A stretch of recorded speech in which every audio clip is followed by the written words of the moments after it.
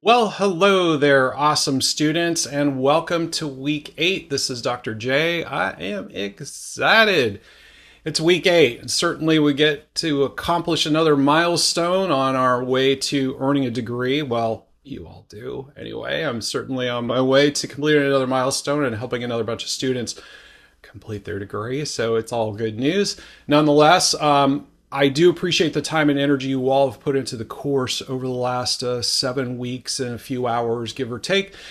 So you've all done a great job thus far. Keep going, keep doing it, keep doing the same things that you've been doing since we started, and you'll all be just fine. I do appreciate the time and energy that you put into your studies. I know it's difficult sometimes balancing family and work, and you have clinicals, and I know y'all have in-class stuff that you're doing and other things going on in life, and so it's really great to have a great bunch of students that put in such time and energy into your submissions. You've all made my job a little bit easier, and so thank you so much for that, but certainly thank yourselves because you're all the ones that have done the work and done so well over the last 8 weeks. So let's dive into the week. Again, as this class is ending this week, as we all know, the course will close and lock at 11:59 p.m. Mountain Time Thursday night. Thursday night! Exclamation point. Okay, so I can't stress that enough. You all know the drill. You've had, a couple of classes here in the program, so you know what's up.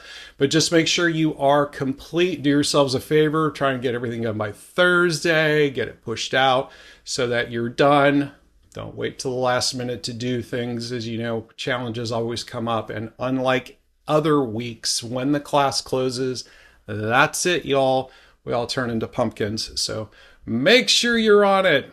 All right, let's dive into the week this coming week as we the message I sent out on Friday. It's all downhill from here, and that is true in a sense that we're in the home run stretch, so to speak, with our class. This week is not too terribly, gang. We're going to describe the relationship between critical thinking and a professional environment, and just talk about how they're going to intermix in the world of nursing, a little snippet, if you will, and analyze how critical thinking can strengthen an employee. And that was a little thought, actually, that I kind of pushed out there a little bit, some forward thinking in the discussion board. See if you guys catch on to it.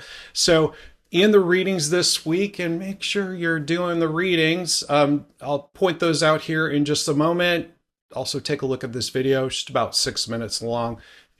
I caught her like mid. I had watched it and then I refreshed the page. I think it popped up again. So here you go. Do that. Go through it. It's pretty quick and easy, a little bit fun too, but we're talking about the value of the critical thinking skills. And we've been talking about critical thinking a little bit last week. We've been talking about the arguments and critical thinking as a whole throughout the entire class.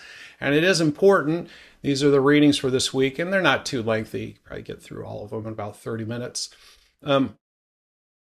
The thing to keep in mind with regard to critical thinking is it will have a tremendous impact not only in how you work as a nurse and in terms of how you show up for patient care, it will also have an impact on where you might find yourself working, because certainly there's going to be settings that require very solid, tight skill sets, or a particular skill set or particular aptitude, or they're looking for something specific, and that might be a very desirable position. And if that's where you want to be, you got to work on all of it, right?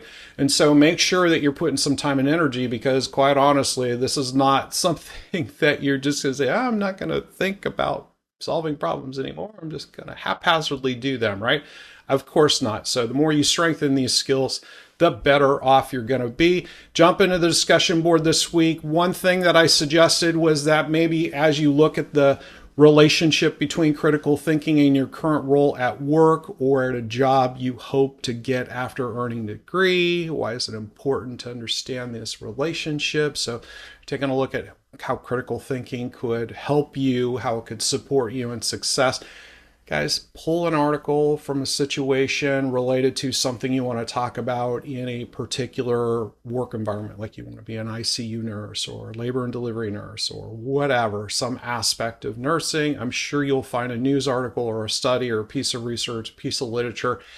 Read that article, just talk about it a little bit or apply it to some of the stuff that you're doing here. That's actually what I mean to do. Talk about your stuff a little bit and then apply what you've learned from this article to walk you through that process. And it should be easy peasy, right?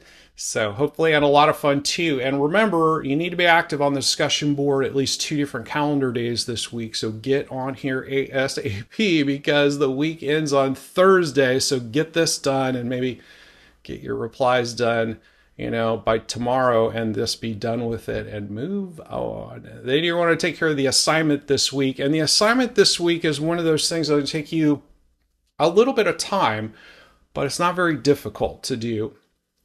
And it's going to give you a series of little scenarios, if you will, as a nurse. And it's going to say, how does this situation play out?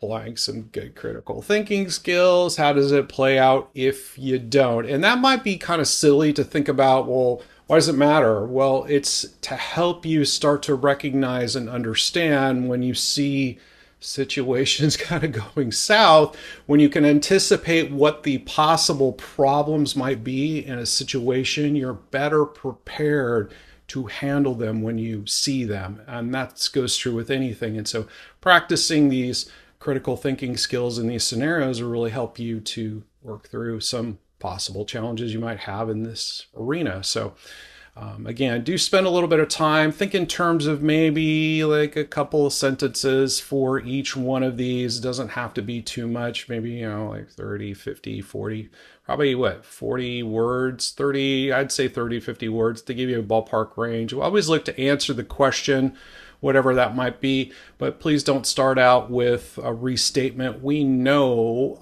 what would happen. This is the good column, this is the bad column, right? So we know that, so you don't have to start your 2 sentences out by restating this. Just put what you would do.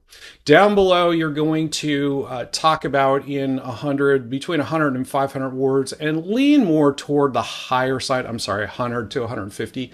Be more on the higher side of that. It's more like a discussion post range. You want to put a nice responsive answer in there. And this is one of the times when I say, just because you write 100 words doesn't mean you get full credit. You'll have to answer the question, but if you don't write 100 words, that will certainly impact your grade on that. So just keep that in mind. But again, this is kind of like a extra little discussion post with no replies. So why is it important to use critical thinking in the workplace? And we've just essentially talked about it in 4 or 5 little scenarios here. So hopefully you've grasped the importance in that, but nonetheless.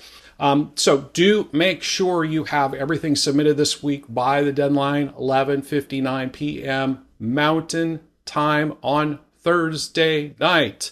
Do yourself a favor, get everything done by Thursday. I'm going to be doing rapid grading, so things should be pretty quickly finalized. I have some messages and announcements going out, one of which, of course, is to please do take the survey. And of course, survey will come out to you. You're going to get some announcements. And I know that pesky little thing pops up on the screen. You've seen it a million times.